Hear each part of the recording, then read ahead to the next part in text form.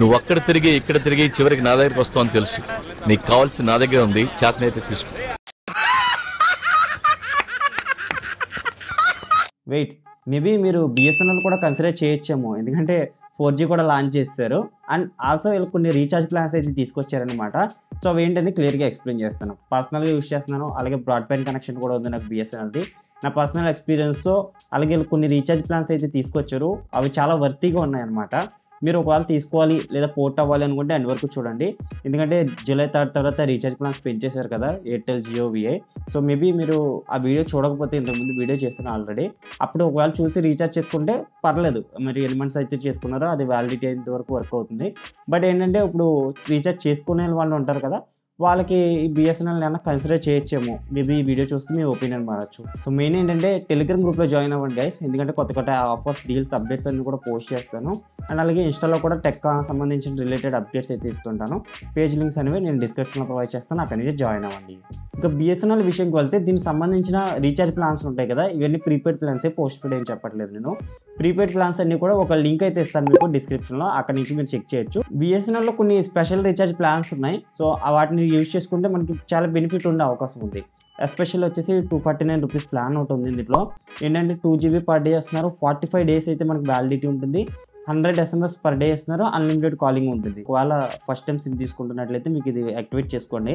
And ఇంకొక impressive plan వచ్చేసి 108 rupees plan ఉంది. 108 రూపీస్లో ఏంటంటే 1 GB పర్ డే ఇస్తున్నారు, 28 days validity, unlimited calling. And 1 GB అయిపోయిన తర్వాత కూడా 40 kbpsతో మనకి నార్మల్ డేటా అయితే యూజ్ చేసుకోవచ్చు.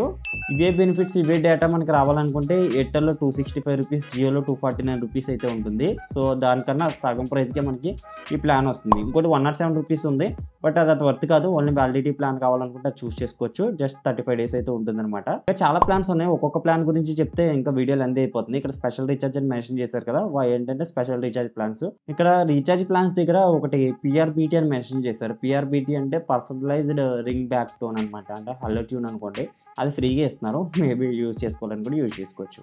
ఇప్పుడు యాక్చువల్ టాపిక్ వద్దాం. బిఎస్ఎన్ఎల్ గురించి చెప్తాను. బిఎస్ఎన్ఎల్ నేను 4 years బ్యాక్ ఒక వీడియో చేస్తాను ఈ రీఛార్జ్ ప్లాన్స్ గురించి. ఇలాగే ప్రైస్ హైక్ అయినప్పుడు అప్పుడు 4G వస్తుందని బిఎస్ఎన్ఎల్ ఎప్పుడో అప్డేట్ ఇచ్చింది. అది మా ఏరియాకి, అంటే నేను ఉండేది రాజమండ్రి లోకల్లో ఉంటాను, మా ఏరియాకి రావడానికి ఆల్మోస్ట్ 2024లో వచ్చింది. అంటే 4 years టైం పట్టింది చూడండి వాళ్ళు ఇచ్చిన అప్డేట్కి.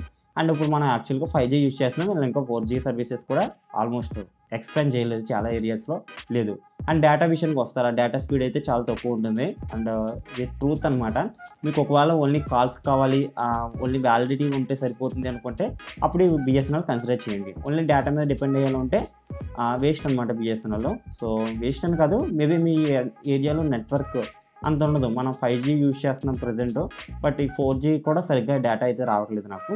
సో అలాంటప్పుడు మనకి డేటా మీద డిపెండ్ అయ్యే రోజులు కాబట్టి బిఎస్ఎన్ఎల్ డేటా కోసం అయితే కన్సిడర్ చేయకూడదు. నేను బిఎస్ఎన్ఎల్ బ్రాడ్బ్యాండ్ కూడా యూజ్ చేస్తున్నాను. సో దానివల్ల నాకు ఆల్రెడీ ఇంట్లో వైఫై ఉన్నట్టే, మీ ఇంట్లో కూడా బిఎస్ఎన్ఎల్ కదా వేరే వైఫై ఏదైనా ఉన్నా సరే, కానీ మీరు ఒకవేళ మొబైల్ సిమ్ మీద ఎక్కువ డేటా డిపెండ్ అవ్వట్లేదు అనుకుంటే అలాంటప్పుడు కన్సిడర్ చేసుకోవచ్చు.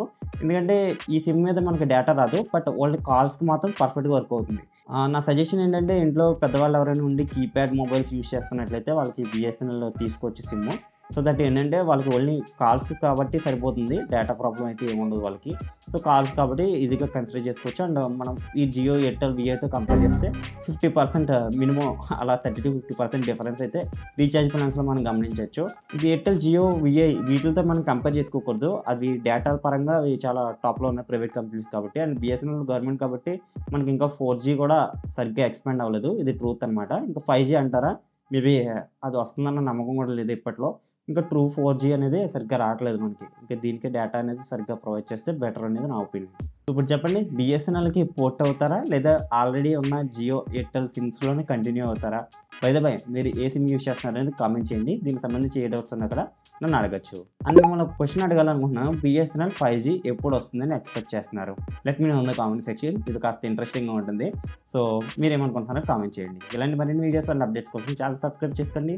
నా ఎక్స్ప్లెనేషన్ నచ్చితే వీడియోని లైక్ చేయండి. Thanks for watching. మళ్ళీ చూడగలుగుతాం. బాయ్.